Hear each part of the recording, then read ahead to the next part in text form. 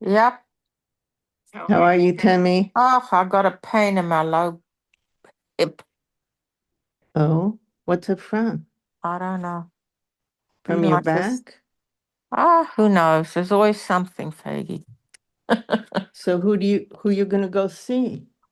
Nobody. I have this person I'm working with Do you tomorrow. want to be seen in bed, or do you No, I don't want to turn be the seen. video off? That's So all. how do you do that?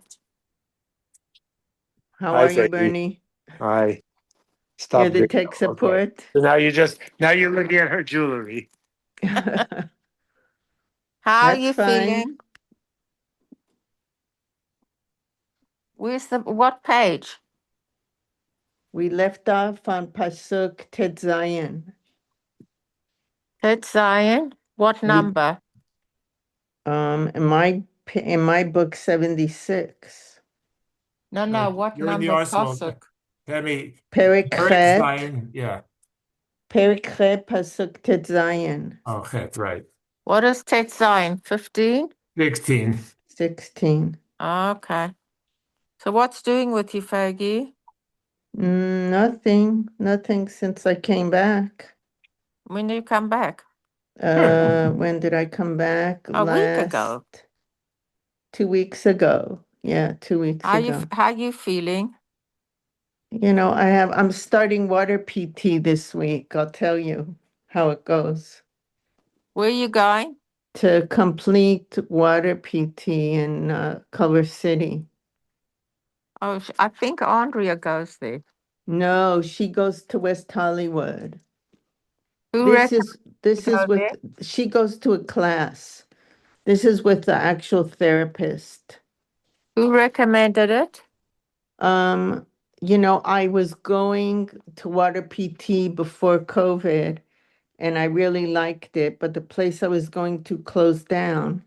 So I'm gonna try this place in Culver City. Do you I'll have see how it pain? is. Do you But have pain, Faggy? upper back pain. The upper back is, yeah, Mm-hmm. yeah. So what does your doctor recommend? No, I redid an X-ray when I came back from Connecticut. He said everything looks fine, but I'm in pain. The story of my life. I'm always Yeah, yeah. it never ends.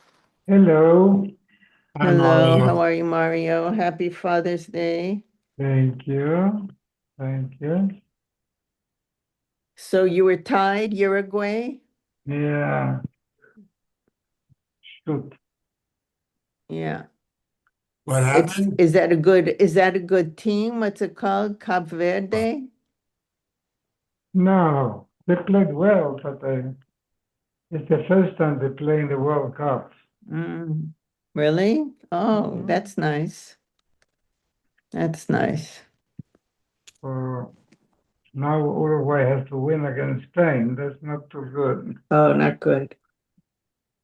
Hey, you like watching the soccer matches? Ellie likes me to watch with him. I really don't. But yeah, he likes it. Mhm. Yeah. Are you watching it, Bernie? No, I don't think anybody I know, any American born, well, ever was involved in playing soccer or Yeah, but watching it's soccer. become very popular. Oh yeah, it's worldwide. It's the most popular sport. Yeah, yeah, it's becoming more and more popular. So,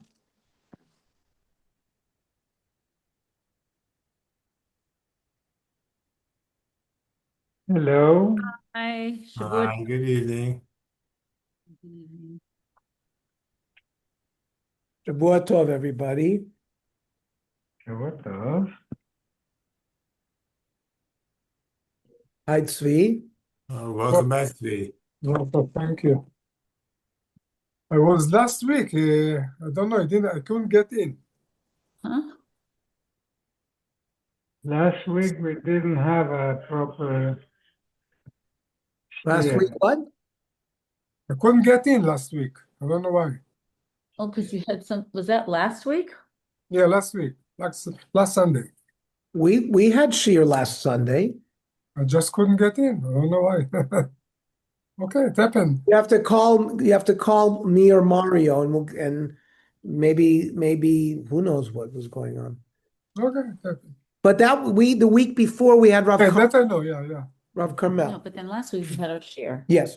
So we are in Ezra, Perek Ches. Mhm.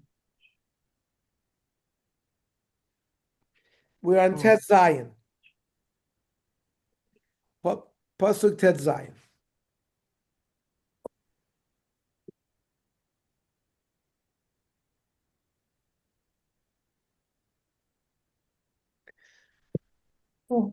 So Ezra has made it to Yerushalayim with a group from Bavel. And last week we mentioned the names of the heads of the family that went with Ezra. And we left off that they rested at a river. We talked about that sometimes Nevuah would take place at rivers. We talked about the Levium there were no Levium because the Levium had chopped off their fingers. When Nebuchadnezzar wanted them to sing songs of Avodah Zorah, they didn't want to do so, so they amputated their thumbs. And Ezra all of a sudden realized there were no Levium with him. We talked about that Ezra made a takana. Normally we have to give Meiser Rishon to the Levi. But because the Levium did not make Aliyah, they said, no, Meiser Rishon will now be given to the Kohanim instead. It was a fine for not making Aliyah with Ezra. So, Pasuk Tet Zayin. Va'eshlecha le'Eliezer, la'Ariel, l'Shmaya, ule'el Natan, ule'Yariv, ule'el Natan, ule'Natan, l'Zchariah, v'le'Meshulam Rashim. He sent messengers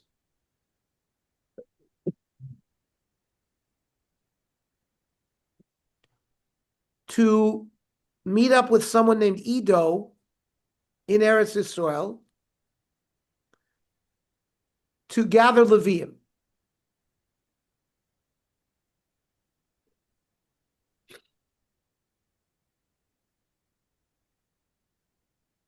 That the Levium should come. He realized he didn't have Levium with him, so he sent back to Bavel as well to come and fill out the population of Levium. Who are these men? These are people in position of leadership who could influence the Levium to come. Pasuk Yud Zayin. Vatzaveu tamal Ido Arosh. I commanded them or directed them to speak to Edo, who lives in Caspia. Vasima b'fiam dvarim l'daber el Edo, and I gave them words to speak to Edo. And Achiv hanetinim b'Caspia makom. The Nesinim were the servants, the Givonim that had tried to fool Yoshua, that they were not one of the Sheva Amim, and Yoshua made a promise, we won't kill you. And they became the workers in the Beis HaMikdash. They brought water, they brought wood. Besides Edo and Achiv, the Nesinim lived there. And the idea was to bring the Nesinim. They had traditionally did all the work in the Beis HaMikdash. And Ezra wanted them to send some of their people as well to help work in the Beis Hamikdash. We're going to see 220 Nesinim joined Ezra's party. To bring workers who are going to work in the Beis Hamikdash. By the way, we know there's a place in Bavel called Nahardah, which was one of the Amoraic cities. Some say that this Caspia is Nardah.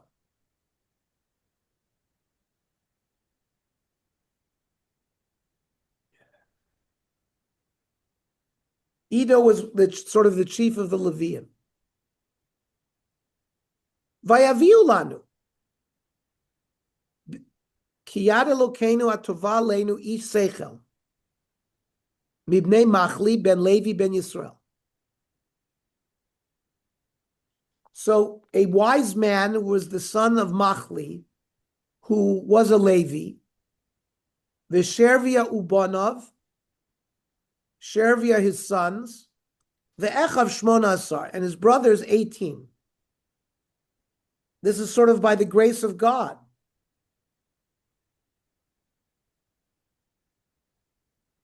So what did they need a wise man for?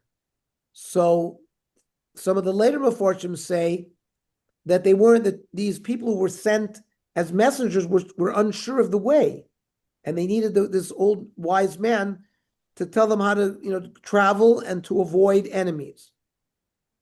Others say Ish Seichel, he was skilled in the choir songs of the Levim. The Mitzudos identify, or the Ibn Ezra identifies the wise man as Sheravia, who's one of the ones mentioned here. Now there's other Levians, V'eschashavia, V'ito Yeshayim ibn Mrori, Echav uvneim Esrim. These are the Leviim that agreed to come and join Ezra.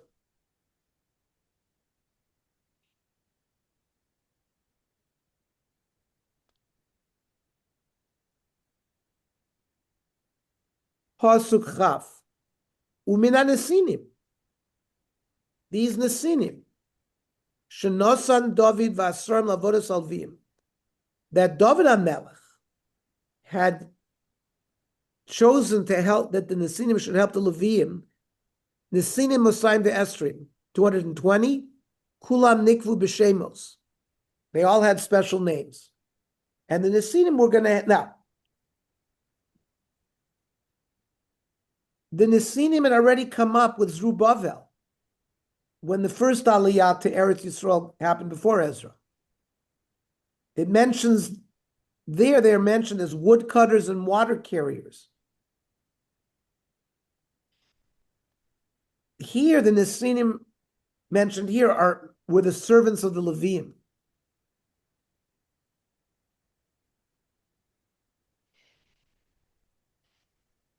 We learned before that Ezra had removed all the psulei yuchsid. Anyone who was disqualified from intermarrying with other Jews, Ezra made them emigrate to Eretz Yisrael. They left Bavel with very clean yichus. Well, the Nesinim could not marry into Klal Yisrael, yet he had allowed them to stay in Bavel with their Leviim, their masters who were Leviim. And perhaps he was able to do that because as avodim, everyone knows that you can't marry an eved, there are different yichus. As opposed to the other Jews that weren't so easily identified. Now, when it says Nikvu B'Shemos, these Nesinim were well known. These were well-known Nesinim. Now, in Medrash Ezra, points out, what do you mean that David HaMelech gave the Nesinim? It says, Umin HaNesinim shenosan David. Now, who are the Nesinim? Elohim HaGivonim. V'chi David nosnam, v'alo Yoshua nosnam. We went through the whole story. Remember, they were one of the Sheva Amim. They left Eretz Yisrael. They came back dressed as a different people. And Yoshua even though we were supposed to kill out the 7 Amim, he had made a promise to them that he would not kill them. And he had to abide by that. But they made gzeiras that we can't intermarry with them. And what do you mean David? And what do you mean Yoshua? There also we learned it was Moshe. Moshe Rabbeinu at the end of his life says, Mechotev eitzecha ad shoev meimecha. From the woodcutters until the water schleppers. So you see, what do you mean David? It's either Yoshua or Moshe Rabbeinu. So the Gemara answers, or the Medrash Ezra answers, Lefisha David chidesh aleim gzeresh lo yavo bakal la'olam. David HaMelech enacted the gzera that we can never intermarry with them. Like it says in Shmuel Beis, which we learned, Perek Chaf Aleph, V'agivonim lo mibnei Yisrael hema. Yoshua lo gazar lehem ela kol zman shebeis hamidrash kayam. It was only David who later on made a permanent gzera.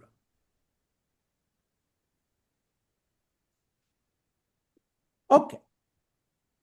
Pasuk Chaf Aleph. Who was the Erev Rav? The Erev Rav are people in Egypt. When Klal Yisrael went out of Egypt, there were Egyptians that went out with Klal Yisrael. They stuck to them. Many of them weren't even Jews. So that's not like the Netinim, kind of? The Nesinim, we know exactly who the Nesinim, when Klal Yisrael went into Yericho to do battle. So we had to kill out the Yevusi, the Chivi, the Amori, 7 of the nations.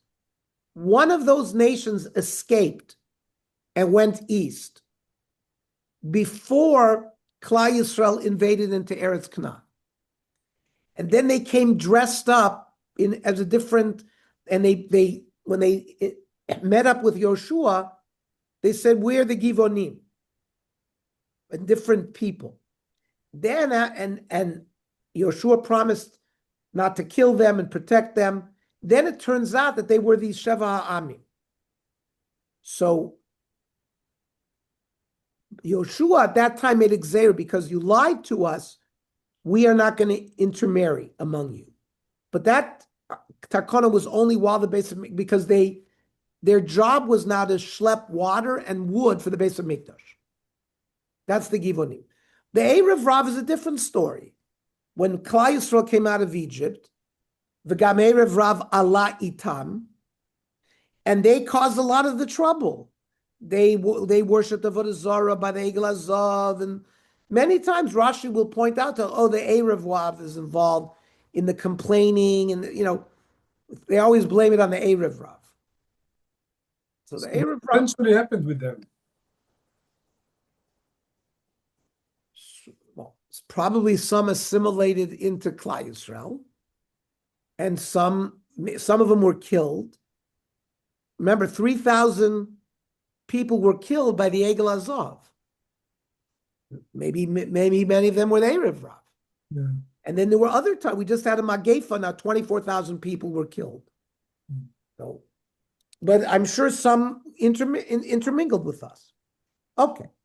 Talking about intermarriage and intermingling, this now is going to be the major subject of Sefer Ezra. Va'ekra sham tzom alanar ahava. Ezra says, I declared a fast day on the river Ahava. Lihis anos lifnei Eloheinu, to fast before our God. Levakesh bimenu derech yeshara, that he should take us on a straight road. Lanu uletapenu ulechol rechusheinu, for us, for our children, and our assets. The Rambam says that when the community is beset by peril, they declare a fast day and they ask for heavenly mercy.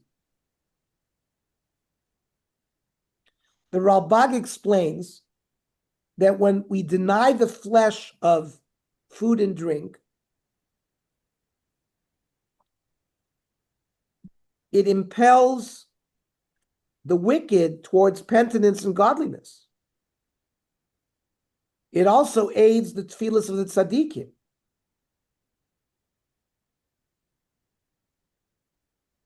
And God gives special considerations to the tefillas of tzaddikim.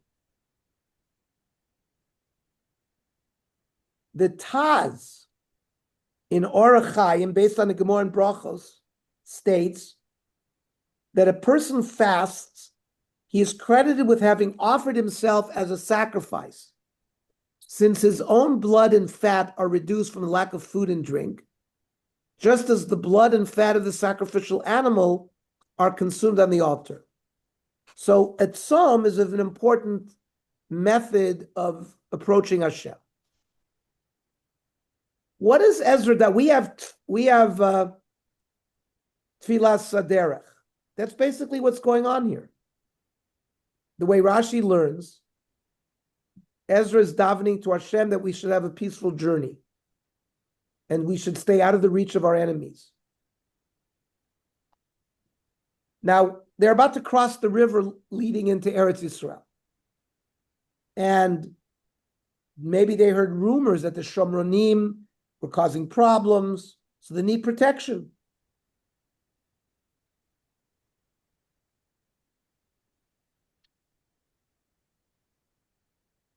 Tav Beis.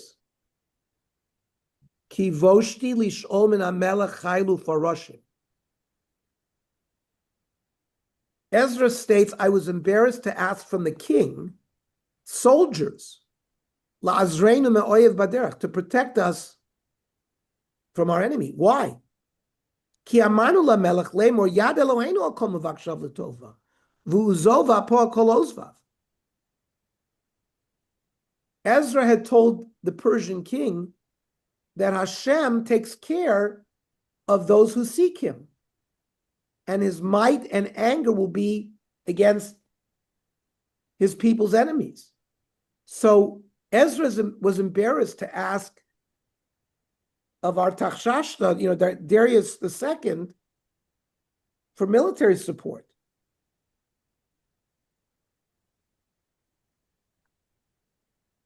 Why isn't Hashem protecting us? If that hadn't been told to the king, Ezra would have asked for troops and wouldn't have just relied on Hashem's protection. Now, we know that a shliach mitzvah, somebody who's going up to do a mitzvah, is protected. Now, they were fulfilling a mitzvah, going up to Eretz Yisrael. However, he would have asked for protection because we have a rule, ein somchin al hanes. Even while you're performing a mitzvah, you should not expose yourself to a likely danger because of this principle, ein somchin al hanes. Had he been able to, Ezra would have asked for military aid. But since the Persian king had been told that those Jews going up to Eretz Yisrael have special protection from Hashem, he didn't ask for it. So now he has to daven to Hashem to make sure that they're protected.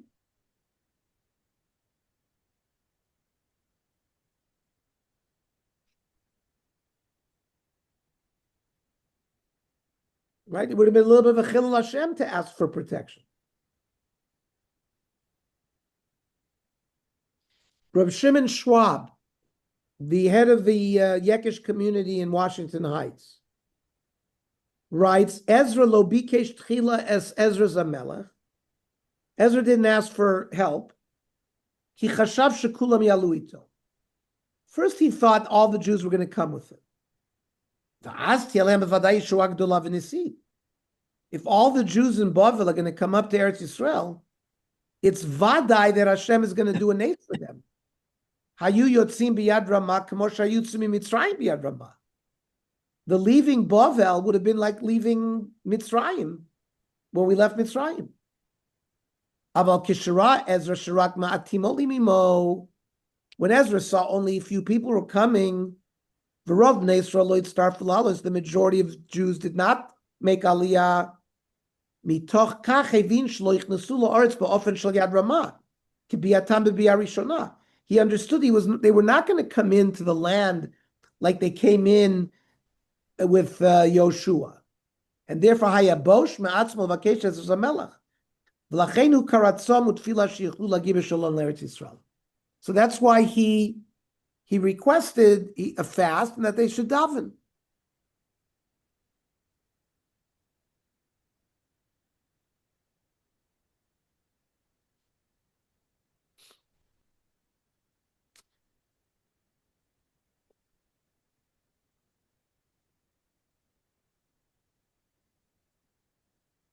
Pasuk Chav Gimel. V'natsuma. So we fasted. V'nevaksham Eloheinu al zot. And we davened to Hashem for that purpose. Vayei ater lanu. And he answered us. The only thing they prayed for, the Gemara in Tanis 8b says, is a peaceful journey.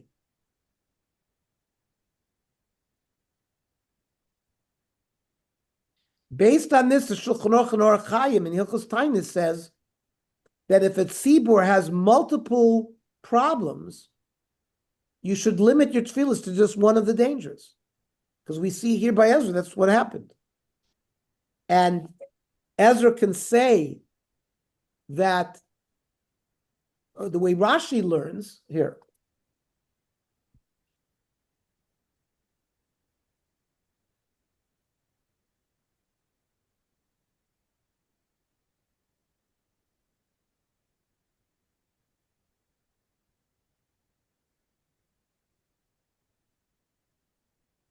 V'kibel tfilatenu shebanu liyushalayim shalom. Rashi learns that it was apparent to them that their tefillah was accepted after they had arrived in Yerushalayim in peace. The Ibn Ezra and the Ralbag say different. They knew immediately that the prayer was accepted, even before they arrived. You notice that right after the prayer, the pasuk says "Vayeatar lanu," and he answered our prayers. The Ibn Ezra and Ralbag say that one of the Nevi'im, either Ezra, which according to the opinion that Ezra was the prophet Malachi, or one of the other Nevi'im, immediately got a nevuah that it was received. Brachos 34b relates to us the miracle rabbi Rav Chanina ben Dosa. He could tell by how easy it was when he davened whether the tefillos were makabel or not. When he could daven easily, he knew that they had been heard. When it was difficult for him to express his tefillos, he knew that they would not be accepted. So therefore, the Malbim learns, like Rav Chanina ben Dosa, Ezra understood that his tefillos were accepted because how easy it was for him to do the tefillos.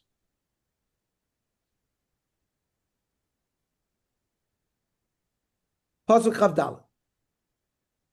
Va'avdila misarei kohanim shnei masar. I separated 12 of the chiefs of the Kohanim, Shrevya, Chashvia, V'imoa Machem Asar. 2 of them are named, Shrevya and Chashvia, and 10 of their brothers. These were warriors. And if you remember, Ezra was given a lot of valuables, gold and silver, by the Persian king to take up to Yerushalayim for the purpose of the Beis HaMikdash. Now, this group was about to travel through a dangerous area. So the Malbim learns that these were appointed now to be the guards of the valuables.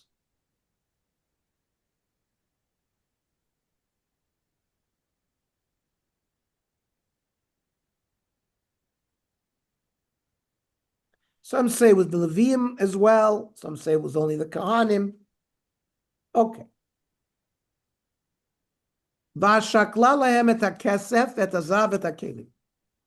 I weighed and counted out to them the silver, the gold, and the vessels. Trumat Beit Eloheinu, ha'herum ha'melech v'yatzav v'sarav v'chol Yisrael nimtzeim. These were donated for the Beis HaMikdash by the king, his counselors, the nobles, and all of the Jews in Bavel who had donated valuables to this group that was going up to make Aliyah.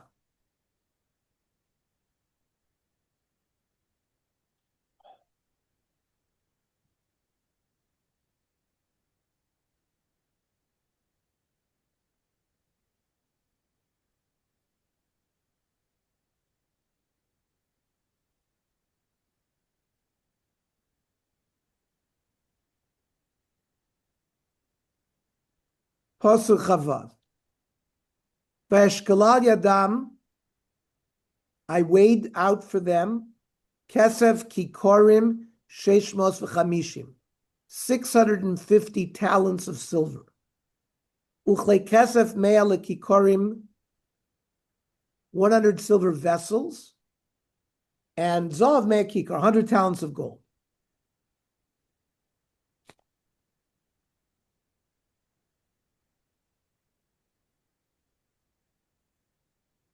Of course, good accounting has always taken place in the Beis HaMikdash, even in the times of Moshe Rabbeinu.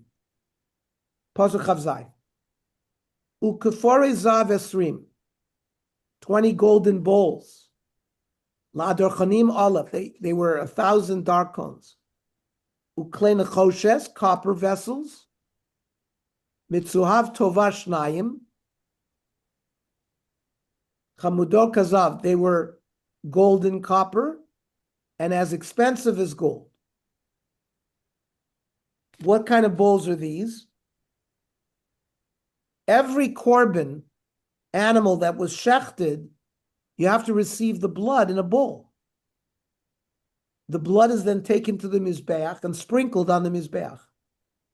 Once you sprinkle the blood on the mizbeach, then you can eat the meat. If the korban is a kind that can be eaten. Achates and osham ashlamim. If it's an olah, you burn all the meat, but you don't burn it until the blood is sprinkled.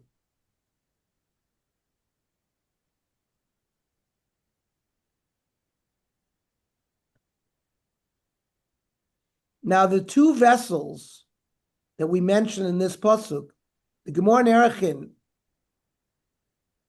Daf Yud Amud Beis, say that these were instruments that had already been used in Bais Rishon. One was a pair of cymbals that produced a soft tone. The other was a mortar that incense used for the Beis HaMikdash was grounded. Now, the sound, when you grind the incense, can affect the quality of the aroma of the incense. So this mortar had been constructed so carefully to make sure that the right sound was emanated when you ground the ketores. Rav Yeshaya Mitrani says that all of these vessels had been used in Bais Rishon and were not brought back, but the other say no, only these two vessels were.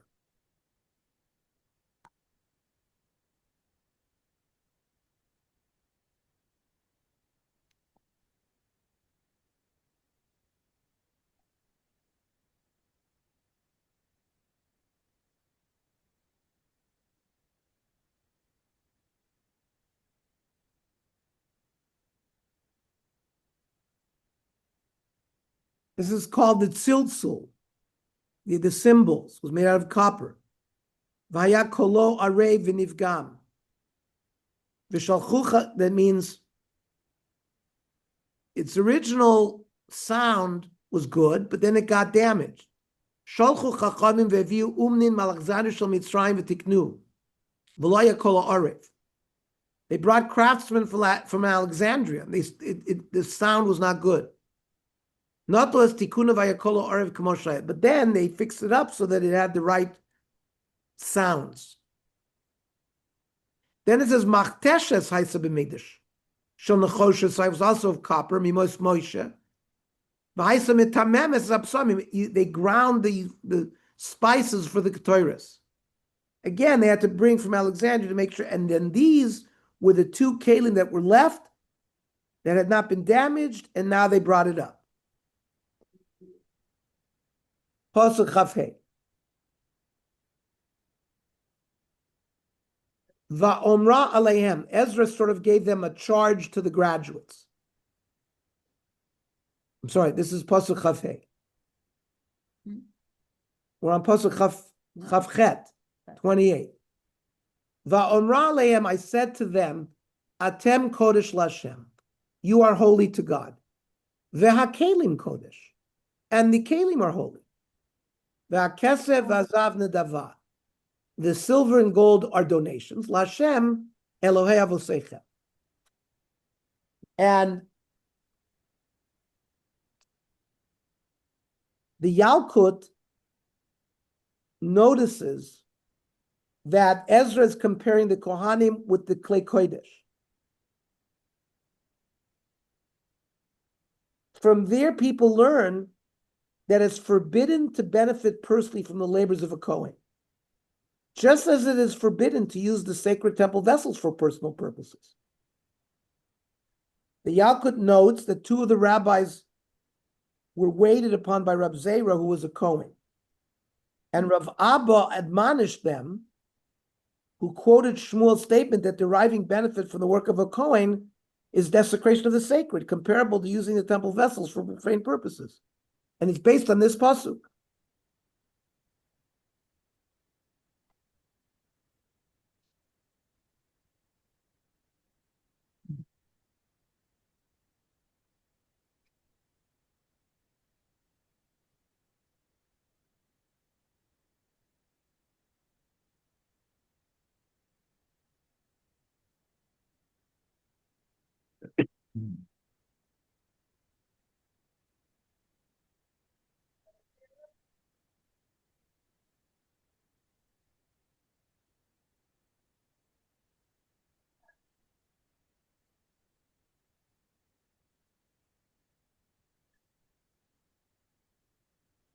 So Kohanim are very holy.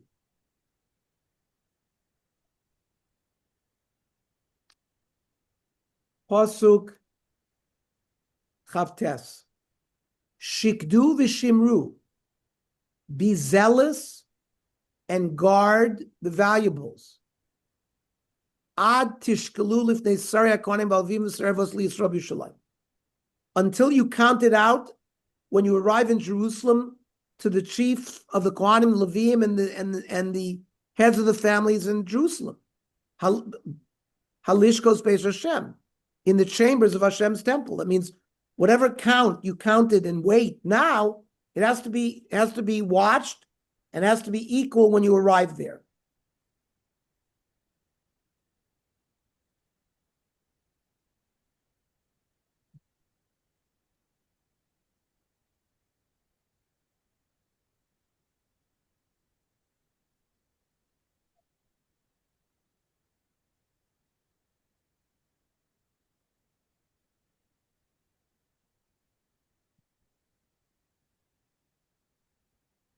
Pasuk Lamed, v'kiblu haKohanim v'Alvim mishkal hakesef hazav hakei. The Kohanim and Levim received the weight and the count of the silver, gold, and the kelim lavilu shalom beis Elokeim, to carry out what Ezra had told them to do.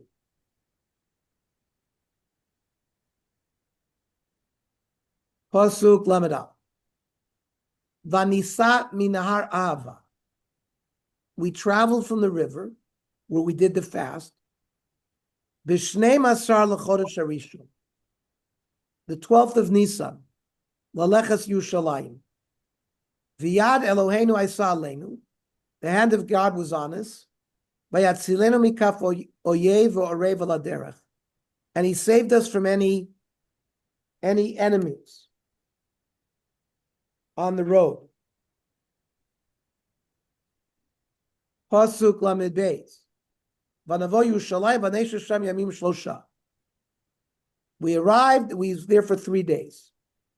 Vayom ha'revi'i nishkal hakesef vazav hakel v'veis Eloheinu. The weight of the kelim and the silver and the gold was weighed out. Al Yedei Mremot ben Uriah Cohen, V'imo Elazar ben Pinchas, V'imoim Yozava ben Yeshua v'Noada ben Binu Elevim. These were the ones who received all of this great valuables and counted it out by weight, by number. B'mispar b'mishkal lakol, count and weight. Vayikatev kol hamishkal b'eitin, it was all written down.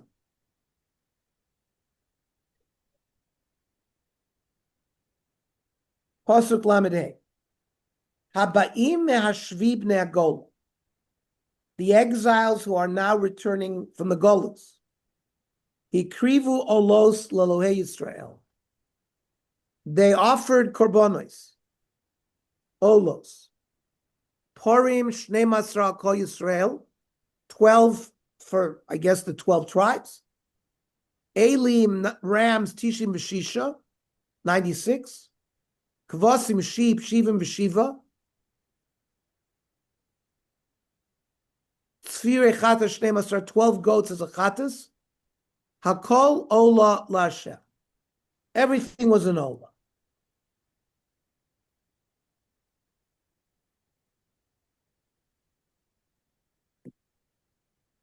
Now, these were not normal korbanos that are offered in the Beis Hamikdash. 96 rams, 77 sheep, 12 goats. Where is this coming from?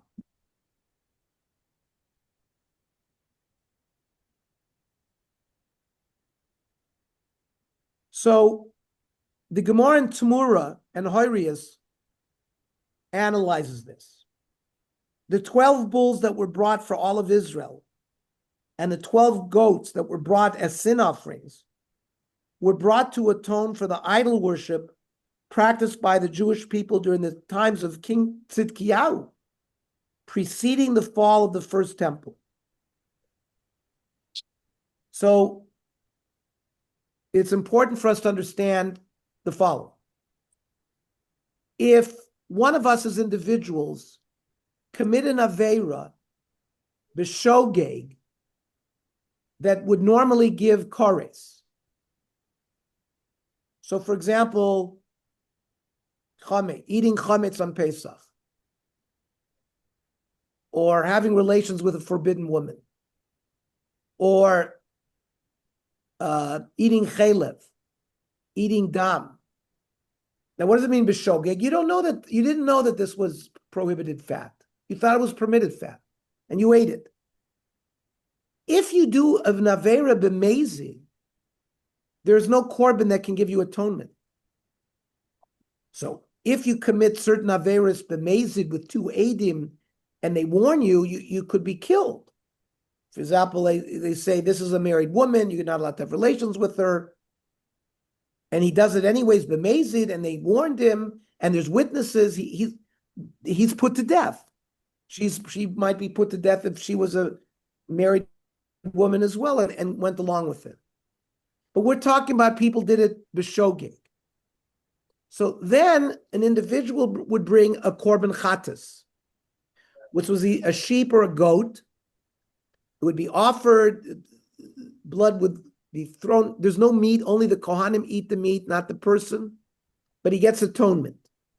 Now, there was something called the par or helem dover shel tzibur. Let's say the Beis Din, the Sanhedrin, was in charge of the national butchery in Jerusalem that provided meat for all of Klal Yisrael. And they paskined wrong. They made a mistake. They said, this is not chaylev, this is permitted chaylev. And more than 51% of the Jewish people ate that chaylev, thinking that it was permitted.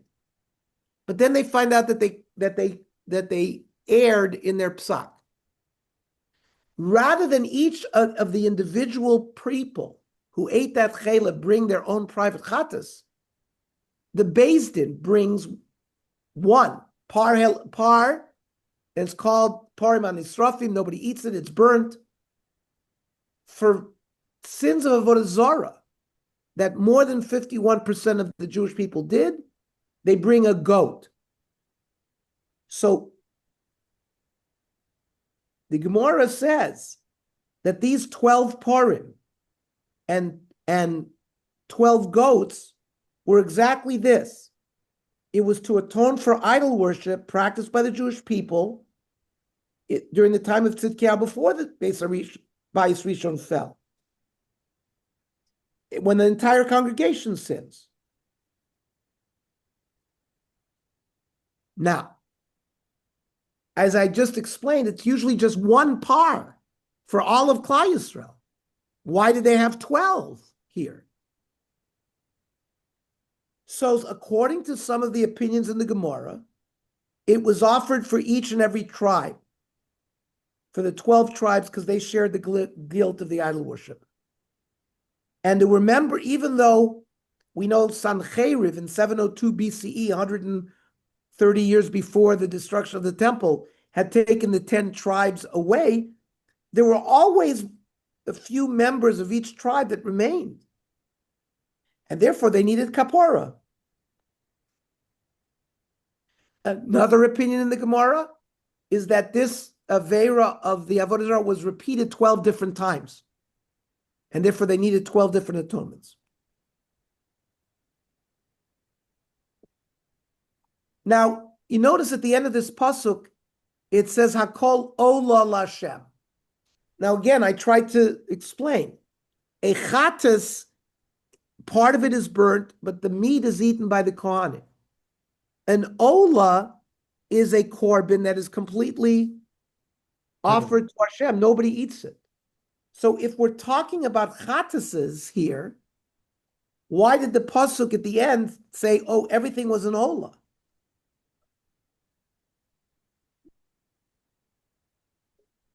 So the reason is the following.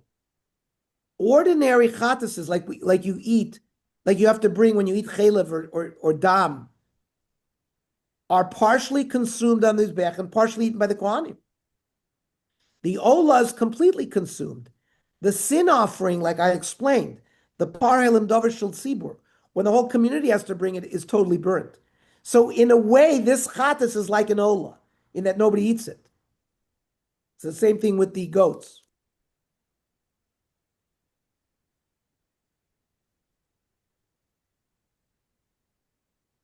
So up until now, the rules fit in terms of what normally was done in the base of Mikdash. However, when this group offered these korbanos, there are some things that are not normal.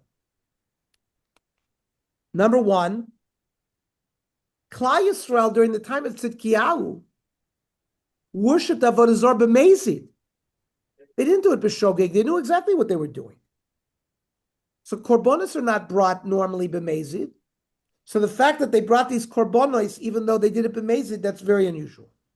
That was a hoyrosha.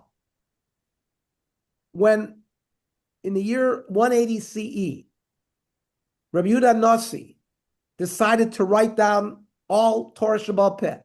It was forbidden to do so. Torah Shebichtav was supposed to be written. Torah Shebaal Peh is supposed to be transmitted orally from generation to generation. Rabbi Yehuda Nasi invoked a horosha, a psak for that generation. And he said, if I don't write down the Mishnah, Torah Shebaal Peh is going to be forgotten. So here as well, this is a horosha. It's a psak for Ezra's generation only. That even though normally we don't bring korbanos for people who are mazid, in this case they did.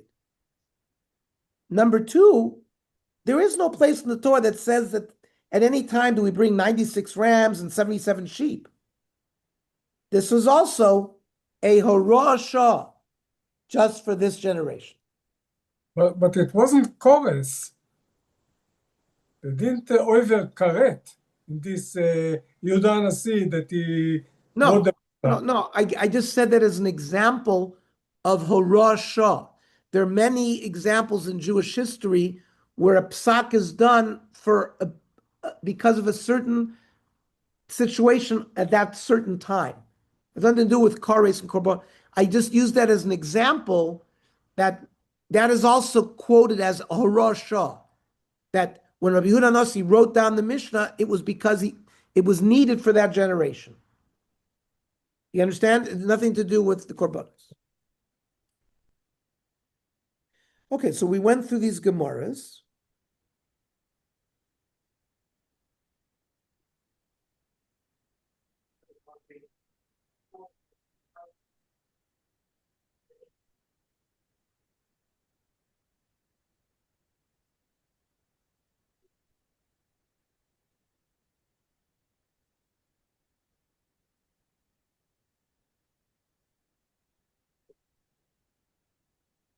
I want to read something that I saw in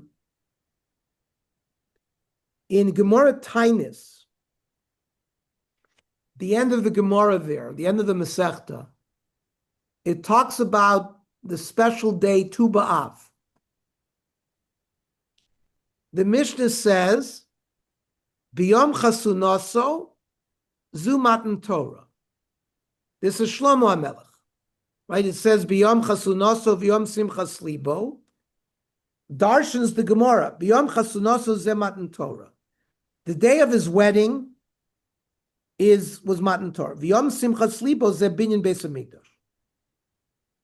Now, the Bartanura on the Mishnah says, when it says Ze Matan Torah, it refers to what? Yom HaKippurim, Shebo Nitnu Luchos Achronos.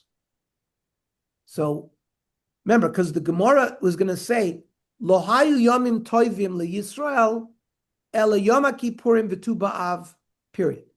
The two greatest happy days for Klal Yisrael was Yom HaKippurim and Tu B'Av. So the Bartanura explains when it says Zu Matan Torah, it refers to Yom Kippur. Well, Yom Kippur, yeah. Moshe Rabbeinu came down with the second set of luchos on Yom Kippur. And then, Zeh Binyan Beis HaMikdash, Shenischanech B'Yom HaKippurim.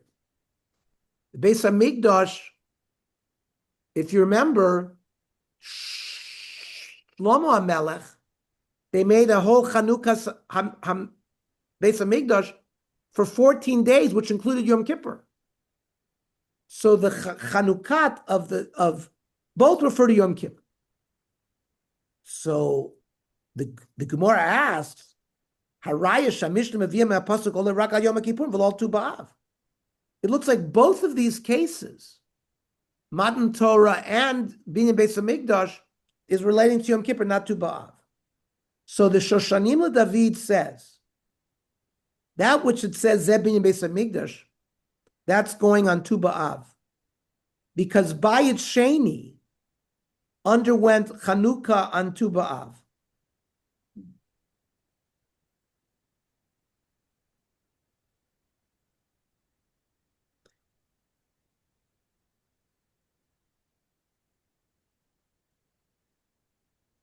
Now there's a connection,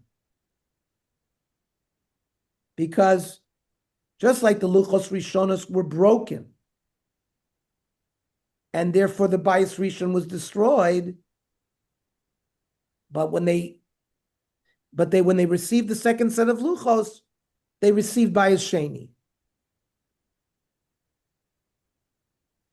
Because Ezra, when we did this calculation, when he came up from Bavel, he arrived the first day of Av. And then if you add the Navo Yushalayim Vayisham Yamim Shlosha V'Yom Revi is Chidul Hakriv Korbanos, and they each day they brought another korban. The Chanukah occurred on the last day, which was Tu B'Av. So I think that's very special. That another reason why we celebrate Tu B'Av.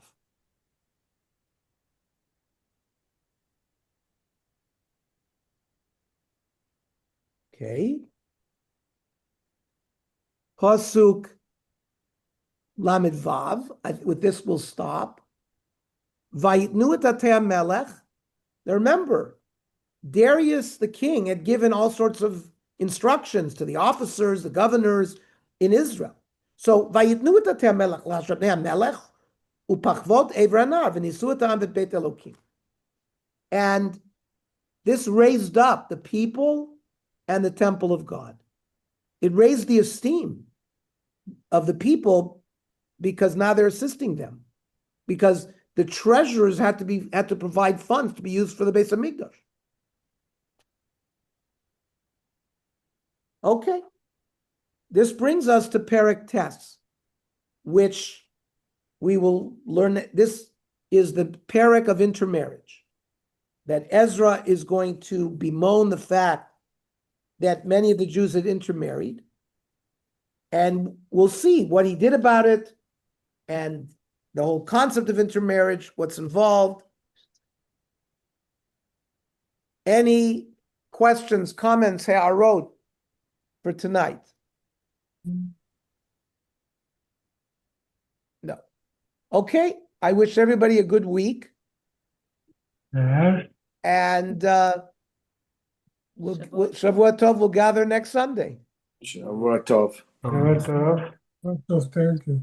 Thank you. Modern Nazi